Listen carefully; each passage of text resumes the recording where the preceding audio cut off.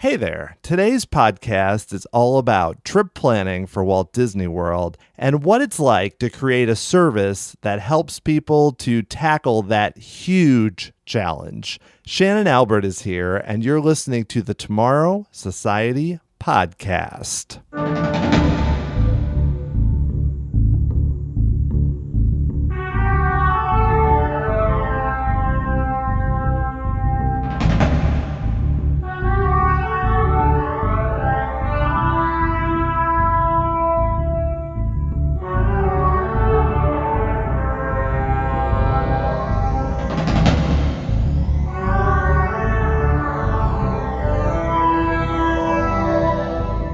Thanks so much for joining me here on episode 49 of the Tomorrow Society podcast. I am your host, Dan Heaton. And when I think about the types of shows I like to do and podcasts I like to listen to, they often fall into two buckets. One of them is, of course, looking back at the history of the parks at Disney World and Disneyland. And there's great shows like the Retro WDW podcast that do a cool job with that. The second part is analyzing current news, and we see that most prominently with the Disney Dish, but also the E-Ticket Report and other podcasts that look at what's happening and what they think about these latest changes. But there's a third category that I also enjoy, which is podcasts that try to help listeners have a better Disney World trip. And the most prominent example for me was, of course, the classic WDW Today podcast, where once a week they took listener questions and tried to answer them, and they could never catch up. They received an endless supply of different questions. You rarely heard the same question more than once. And I loved it because for me, who didn't get to go all the time, having that little insight into the parks and connection only made me more excited when I finally got to go on my trips. And you see that now still with the Be Our Guest podcast, who do weekly listener questions and do a great job. And also with my guest today, who is Shannon Albert, who runs the WDW Prep to Go podcast, where she interviews listeners before and after their trip, often in very extensive trip reports, and then also gives a lot of tips and takes her own trips and documents that. Even her site, WDWPrepSchool.com, has so many good tips and helps to plan your trip. I was really excited to talk to her for that reason. It's not easy to put together a site like that can be comprehensive. We have a few good examples, something like touringplans.com, or on the food side, the Disney Food Blog, but it's a challenge to put together a site like that and in a way that's easily digestible and not just a ton of information. I also wanted to talk to Shannon about what it's like to run a business where your focus is Walt Disney World, because it sounds amazing. That's all you get to do. But there are definitely challenges that are part of it too. So let's dive right into it. Let's go talk to Shannon Albert.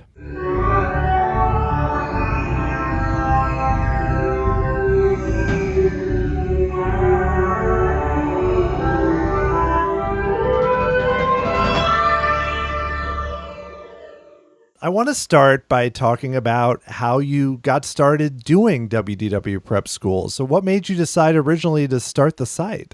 Well, I think after my very first trip as an adult, where I planned my trip in 2005, I immediately thought, I want to start a website, because I was a web developer for corporations. Later on, I was a technical project manager. And so I had the technical abilities. And I think, like a lot of new Disney World visitors, I thought I knew everything. So I thought, I've got to start a website. I've got to teach people what I know. It never really worked out. I reserved lots of domain names, but I never really got traction. But it never stopped being a dream. And so it wasn't until 2012 that I decided, I've got to do this. I've been thinking about this for so long, and I need to just do it before it's too late. And by then, I knew a lot more. So I was a lot more equipped to take on the challenge. Yeah, I mean, I've been to Disney World since I was a kid and many times and doing the show, and I don't think I know enough to run a site like this. So you mentioned that you have the technical background. So had you gone to school for that, or was that something you just were really interested in?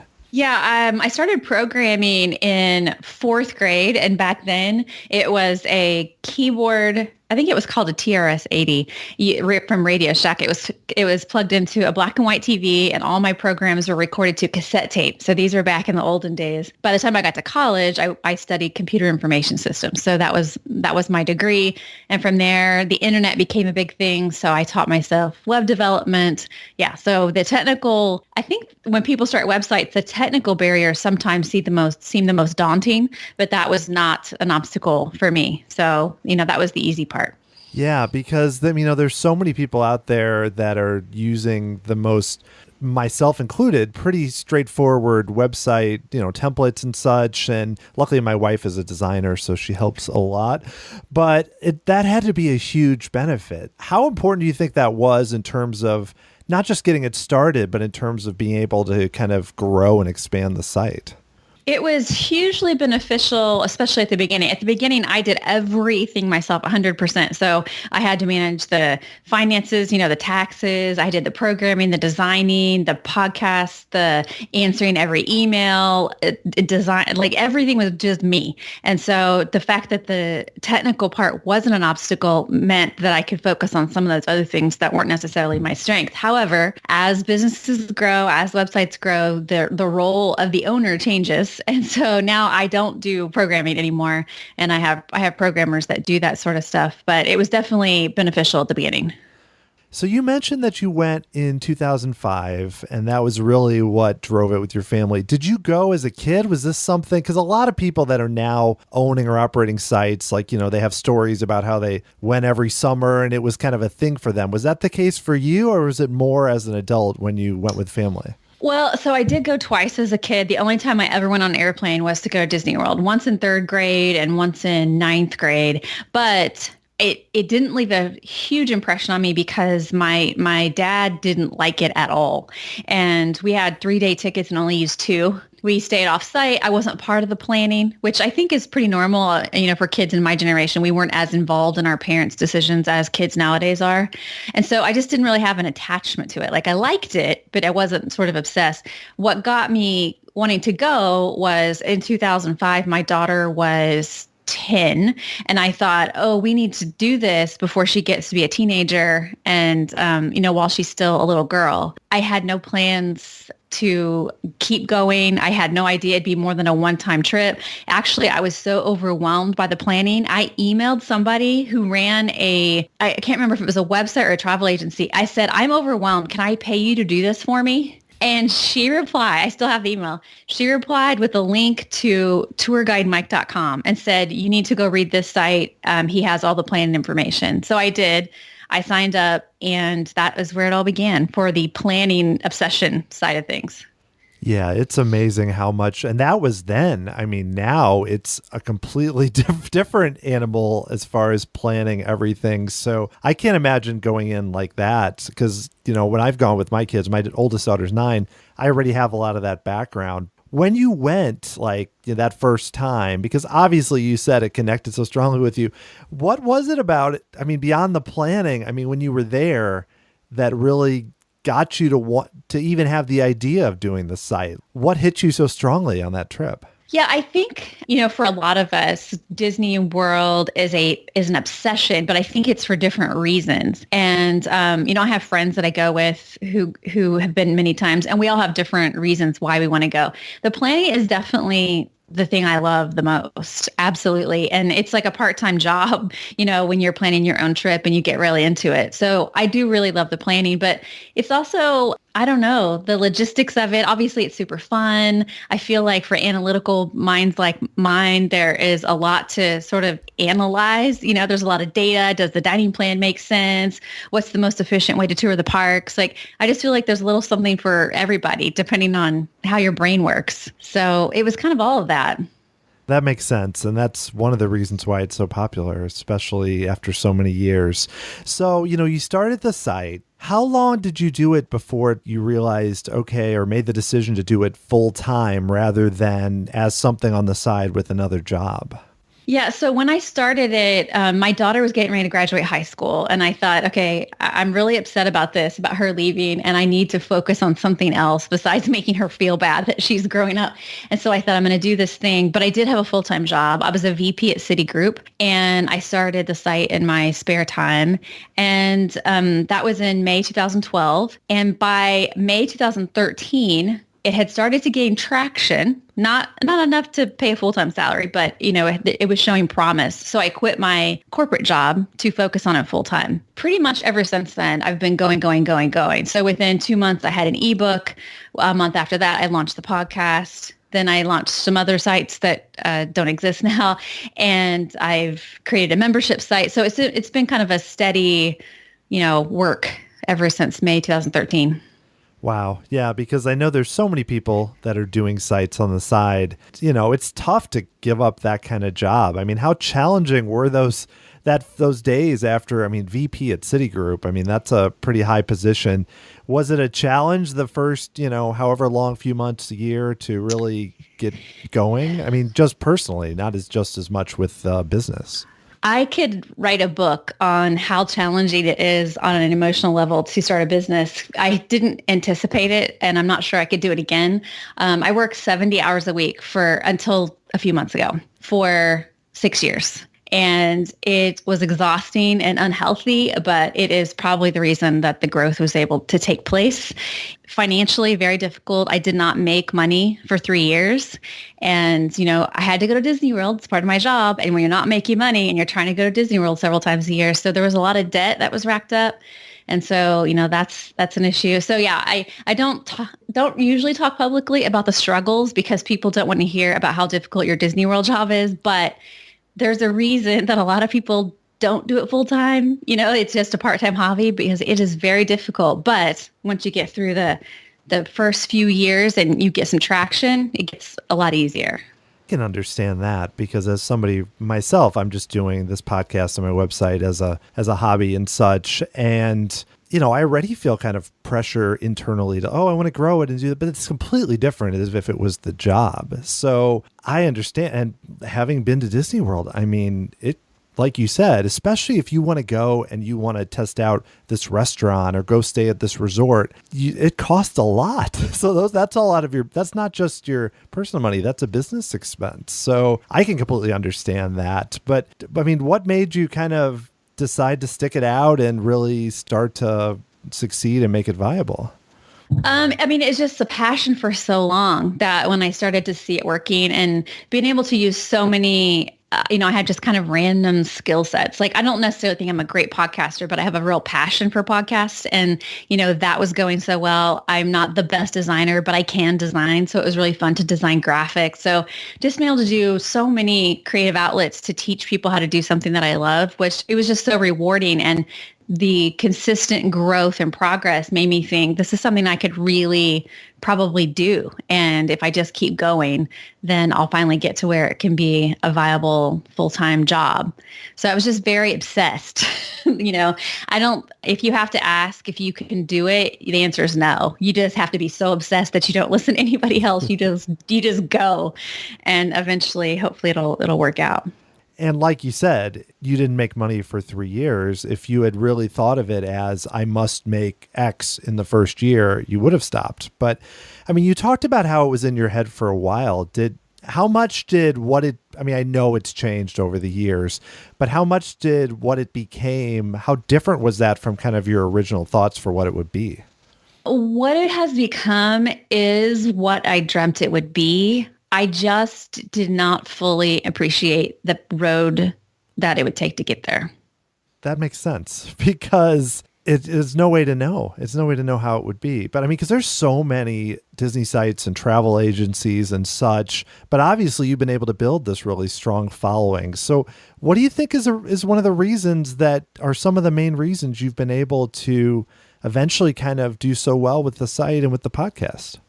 I believe that motive matters the most of anything. And I think people that are in jobs like this, where you're sort of inviting attention on you in some way, do it for different reasons. And a lot of people do it for ego, and those people don't have longevity, I don't think, but I genuinely want to help people. And I've often said, if Disney World burned down, that's never going to happen. Just as hypothetical, I would just find another way to teach people how to do something that I thought would make their lives better. Like, that's just the spirit of the thing for me. So throughout the business, I have a team. And so the decision is always, is this going to help people have better trips? You mentioned earlier that I have a travel agency. And so I have a website and a travel agency. And so the decision every day about how to balance those is, will this make people's trips better? And that is always the core of it. It's not, how can I get more attention on me? How can I get rich? It's not that. It's always about people's trips. And then the following comes from that, I think. I think people appreciate that. I think that's really true. I was actually just listening to Pat Flynn, who, is a big podcaster, talk about this exact same issue earlier today. And yeah, you hear others that have done very well, like Lumagello or on the Disney side. That's definitely there. You can feel it. And I agree that if you don't have that, well, one, you're probably not going to push through when it's difficult. Mm-hmm. You're going to say, well, this isn't making money or whatnot. But yeah, I mean, that's what you can definitely feel that in the podcast where you're talking to different listeners about their trips, because if you didn't believe in that, well, one, I don't think you would do those podcasts, but two, that's a big part of what the show is. So when did you start deciding you wanted to do the podcast? Speaking of podcasts, you just mentioned Pat Flynn. He's my idol. And I met him once. And I said, I'm going to be on your show someday as a success story. So that is a bucket list item for me. Has it happened yet? No, not yet. I haven't reached out to him yet, but I would love to. But I met him at a podcast conference and I told him that podcast I started in August 2013. So it's been 5 years next month. And I just started because I love podcasts. That's pretty simple. I mean, I knew that I wasn't going to have a lot of time because at the time I wrote 3 posts a week and my posts averaged 10 hours of work per post. We're not talking about little posts that I type up in 30 minutes. My posts averaged 10 hours per post a week. And there were 3 of them. And then plus I was doing the podcast. So I thought, well, I want to do the podcast because I love podcasts, but it has to be simple. Like, I'm not going to sit down all day in Audacity and edit it, every and every flub and every whatever. I can't do that. So I got a very simple setup. That it's a iPad with a microphone, and I can easily, run the soundboard from there and export it and all that. Very simple process. And I just started it just because I love podcasts. It is still one of the best things that I do. I think it's the best thing I've ever done in terms of the business because it's an intimacy that you cannot capture through any other medium. Yes, there's a lot of readers, there's a lot of people on social media, but the podcasters are the one who recognize me in the parks. They're the ones who start conversations. They're the ones who feel like they know you when they listen to you. And I get it. As an app, I feel like I know Pat Flynn, and he has no idea who I am other than that 2-minute conversation I have with him. But it's a very intimate thing. So it was just pure passion. And similarly, I am starting videos now. I do YouTube. I've taught myself how to do the lighting and the camera and the backdrops and the editing. And it is a similar passion because I love consuming videos to learn things. And so now I get to create them. And it's brand new. I've just started doing it. And I have that sort of same spark now that I did when I started the podcast 5 years ago. Yeah, and I actually fell down a bit of a rabbit hole watching some of the videos you did recently to set up for this podcast, and they're very well done. It's the same way with like tips and things like that, which in small baskets are very helpful, I think. And one thing I noticed about the podcast too is the way a decent amount of podcasts do trip reports, even with listeners, but the way that you do that interview beforehand and then afterwards. And I think that's helpful because you kind of there's often a big difference between what someone says up front, like we're going to do 20 attractions a day and go to every restaurant. And by the end, they always have done less because Disney World's that way. What made you decide to kind of take that route with doing the trip reports with kind of the double interviews? Well, I just wanted to keep it realistic. Like, I hope that the pre-trip reports sound good to me, and if anything doesn't sound right, I will often mention it either on the recording or afterwards. Like, hey, I don't know how you're going to get there. You might want to think about your transportation. So I hope the pre-trip reports sound good, but it's important to hear how it really goes so that people have a realistic idea of, what to expect during their trips. I just like the juxtaposition because things never go 100%, according to plan. But if you have a good plan in place, hopefully it mostly goes well. Yeah, that's definitely true. Where I always have these, especially I'm a planner like you are, where I have these grand ambitions, like we're going to go to this park and then this park and then have dinner. And you end up just after 2 days, you're like, yeah, we're just going to sleep till noon. And that's going to be it. Another thing you do, which I like, is the way you do all those short podcasts when you go on your trips. Now, is that a real challenge to kind of logistically to always like remember at the end of the day, I'm going to record this, then I'm going to post it? I mean, how much does that add to kind of the chaos of just doing your own trips, even for business? It's so, you're asking such good questions. I don't think anybody appreciates the work that goes into this job, but you seem to. It adds a lot. And in fact, it is the reason that I usually have my own room on trips. So like if I'm traveling with other people, we, for instance, did All-Star Music Suite so I could have my own room. Or if I don't have my own room, then whoever I'm traveling with has to tell me where I can record without being interrupted.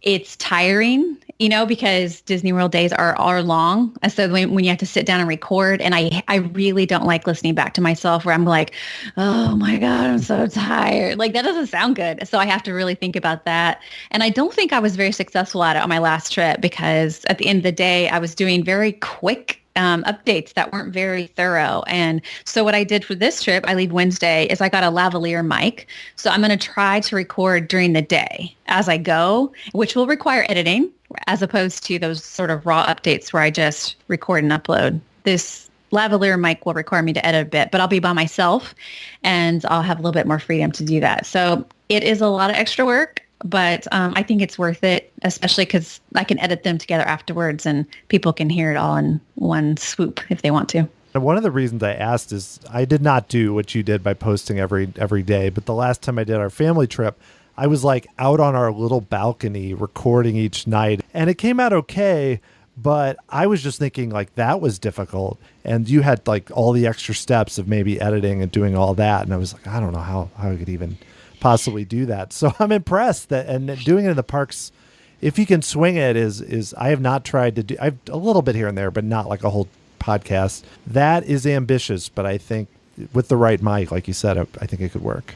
Yeah, and it's also just one of the many things that are going on during the trips. There's also writing Facebook posts, which take a long time because there's a lot of photos and a lot of links and a lot of words, or Instagram posts, or now I do Instagram stories, and there's just a lot of tasks that have to be done. And a lot of people do those just for fun on their own personal time, but when you have to do them all the time for your job, there's a time commitment, at least a couple hours a day just for the content. And I mean, how much do you plan that out? So far I've just been going, like on family trips and kind of doing pictures and things on the way. But when you're going on like a trip, even with friends for like business, do you plan out, okay, today I'm going to do this many stories and this many photos, or does it become kind of a lot to do that? Or is it more like as you go along, just kind of seeing what happens? Yeah, I don't have a certain minimum. I used to post on Facebook several times a day, and now I just try to do one per day, try to focus on a topic. Instagram's where my passion is right now. And I try to post photos there throughout, but it's not like a certain minimum or anything like that. It's definitely planned. Like right now I have a list of about 10 things that I have to do next week on my trip. And it's not necessarily fun stuff. Sometimes it's go take a picture of all of the bathrooms or something, like, because we're trying to talk about bathrooms, like, it can be just so many random things that have to be done, but it's fun. I'm starting to go more often. I'm going every 4 to 6 weeks now. So we talked earlier about how, trips are a big business expense. And back then I was only going a couple times a year, and now it's every 4 to 6 weeks, but that makes it easier to keep up with all the content that's needed for website, podcasts, videos, social media. Yeah, I've run into that where it's like, why did I not take a picture of the sign for Living with the Land? Or why didn't I do that? Because I didn't plan. So the fact that you're going so often, I'm sure makes it a lot easier. So you mentioned earlier that you do, obviously, you travel agency and you and agents for you help them plan their trips. This is a big question, but what is like the one of like the most important basic tip? Like if somebody came up to you at a park or whatever, I don't know why this would happen, but and said, "This is my first time here. What is the big tip you can give me to help my trip be better?" Like, I know that's a big question. I'm just curious. What's the thing that people don't think about when they're putting something together? Well, that is a big question. I don't know. I think the thing I want for people the most is to plan, but also plan on staying flexible. So that's sort of a general broad answer to your question. But I really want people to only plan their mornings, basically. And I group my touring plans by hour so that it's not like be here at 9:02 and here at 9:28. Because I know when I used to have little kids, that was very stressful. Like I cannot run from point A to point B when my child is having a tantrum, needs to go to the bathroom. Maybe they want to ride something twice. Like it's very difficult to stick to those schedules. So plan, loosely. And that way you can have a good mix of pre-planned stuff, but also allow for spontaneity. Yeah, and that makes sense because you do see some of those sites, and or even possibly yours on the membership side, where it is more specific with, okay, here's your plan. You're going to do these many things, but the trick there with kids, and I've been going with kids, is that things always take longer than you think. It's just different styles. So if people want that minute by minute stuff, that's great. My membership site, it was built to group things by hour. So behind the scenes in the database that we built, every attraction has a number of minutes assigned to it. So that if you say, these are the 5 rides I want to do, it automatically calculates how long it will take to do that and groups them by hour. That's helpful. I'm sure I could use that because even, knowing so much as I do, there's still being able to have some sort of framework is always helpful, especially when people are new. You started doing this in 2012, and since that point, we've obviously had the rise of FastPass Plus and My Magic Plus and so much more planning. What have you seen as kind of the big new challenges in the past few years or so that guests are facing now that maybe they weren't even facing when you started the site? Yeah, when you mentioned earlier how I said that planning in 2005 was so overwhelming, you said now it's so much harder, and I totally agree with you. I cannot imagine starting planning right now. Like that seems like so much. But the thing that I consistently hear from people that is the most stressful is the FastPass booking, doing that 30 or 60 days in advance. That seems to be the thing because, back when I was planning and I was overwhelmed, the fast passes could just be grabbed in the parks. And so as long as you wrote down, okay, I'm the fast pass runner, I'm going to go to the machine and grab it. And whatever time it tells me, that's what time I'm going to, it was harder in terms of, someone had to walk to go get it. But as far as, the months leading up to the trip, it was easier. So fast pass plus booking is, I think, by far the most difficult thing for a lot of reasons. One is the actual process, the technical process of getting the fast passes. My agents have to, book fast passes every day for clients, and they're pulling their hair out because the Disney website, Disney app are so difficult, and they're professionals. This is what they do. So for a new person to have to navigate the technical issues on the Disney site, but then also just to know what to book. And if you have kids, what are they going to ride? Like, you don't know. Are they going to love Seven Dwarfs Mine Train, or is that going to be terrifying to them? So I think that's pretty tricky especially for first-time visitors. Yeah, I've seen that even when, family members who went a lot as a kid, and I tried to explain to my brother, okay, here's how FastPass Plus works. And they look at me like I'm insane.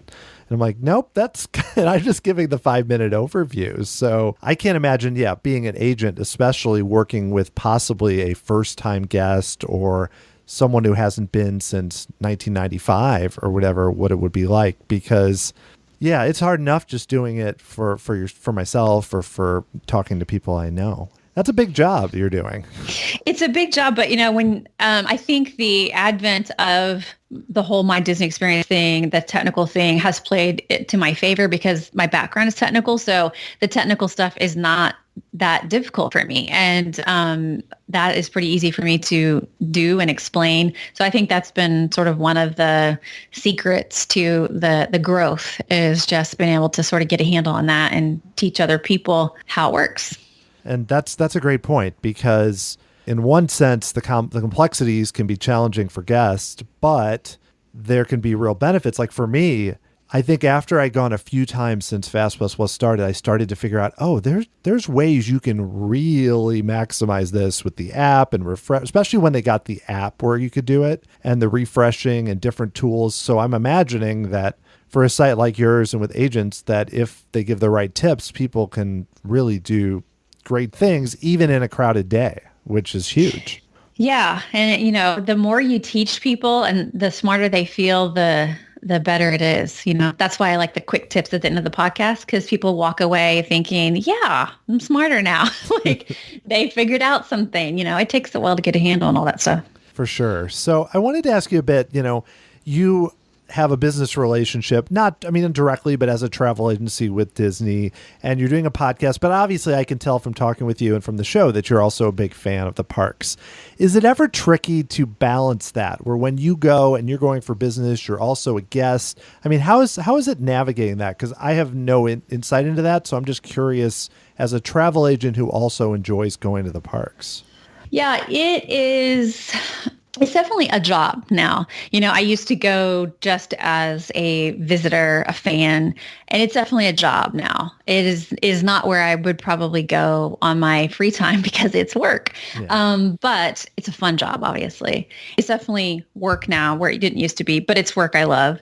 In terms of sort of balancing, I think what I say to friends on a personal level is different than what I say publicly. And I think there's a balance there between the two.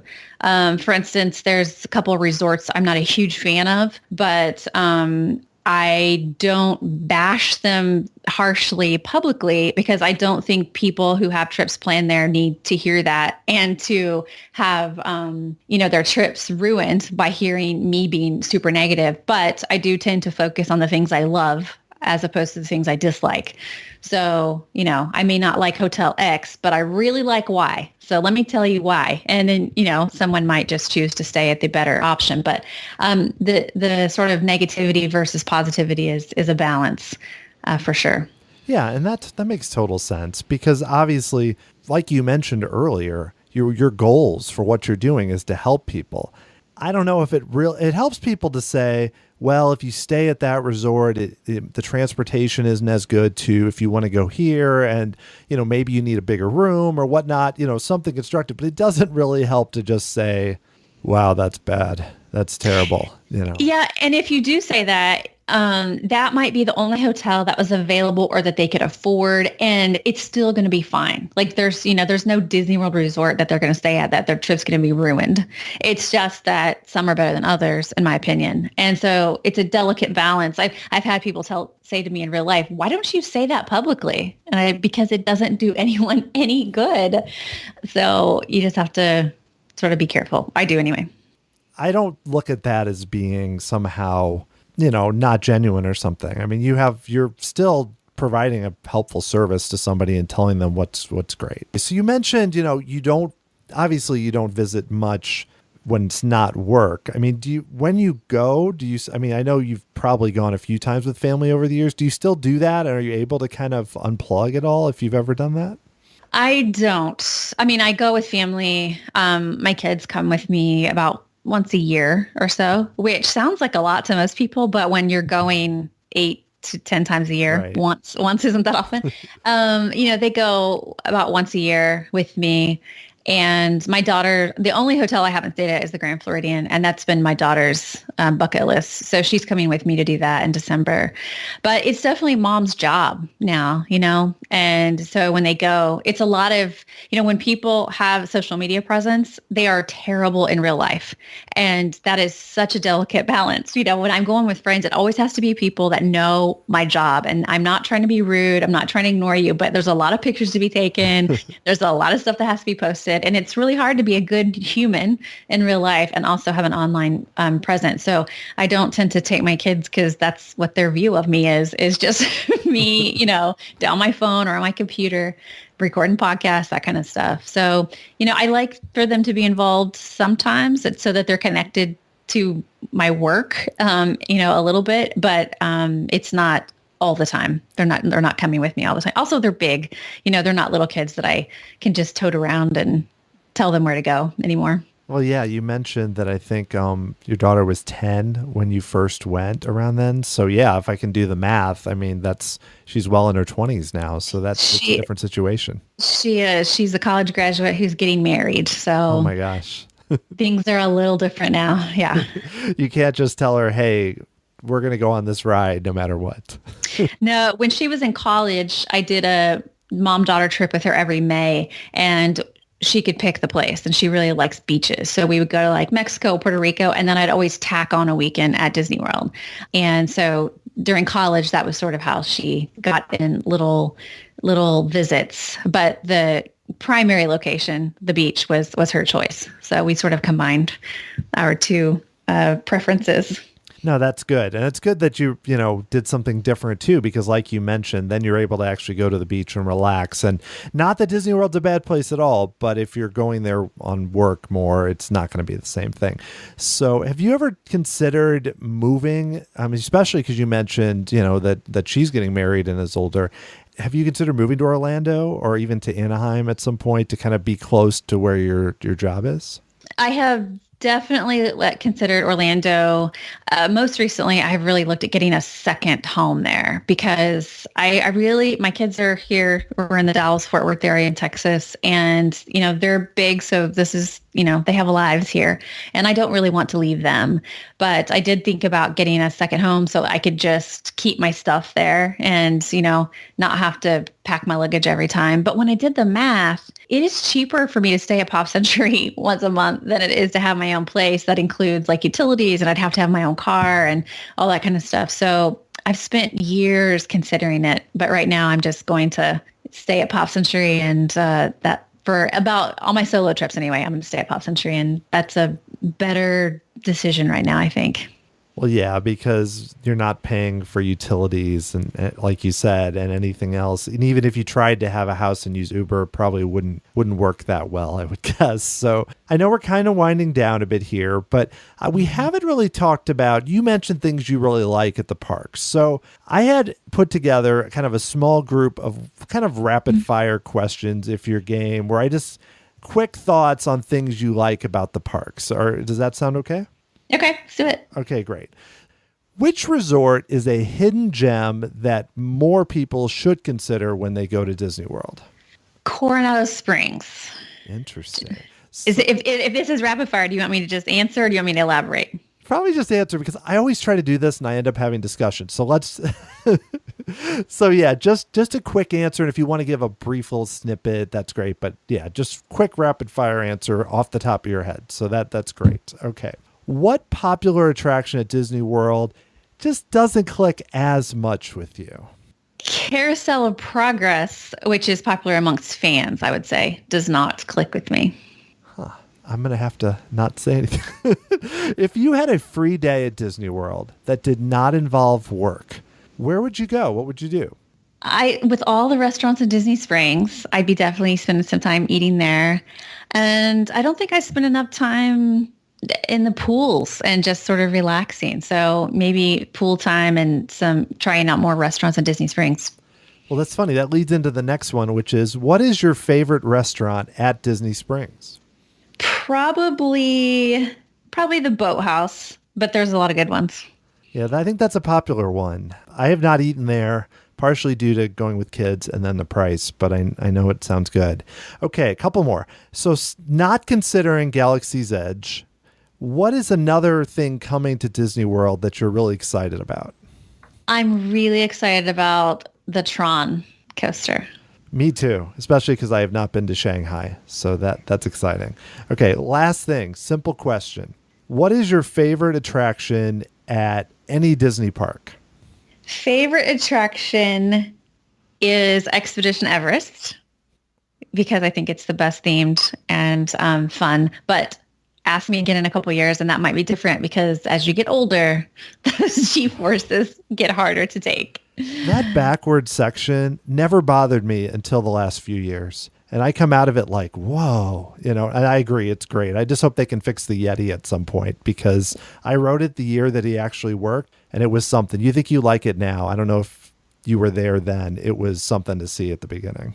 No, I was not, but Joe Rohde says the fix is in progress. That's what I heard. All right, so I want to ask you just a couple closing questions, not rapid fire.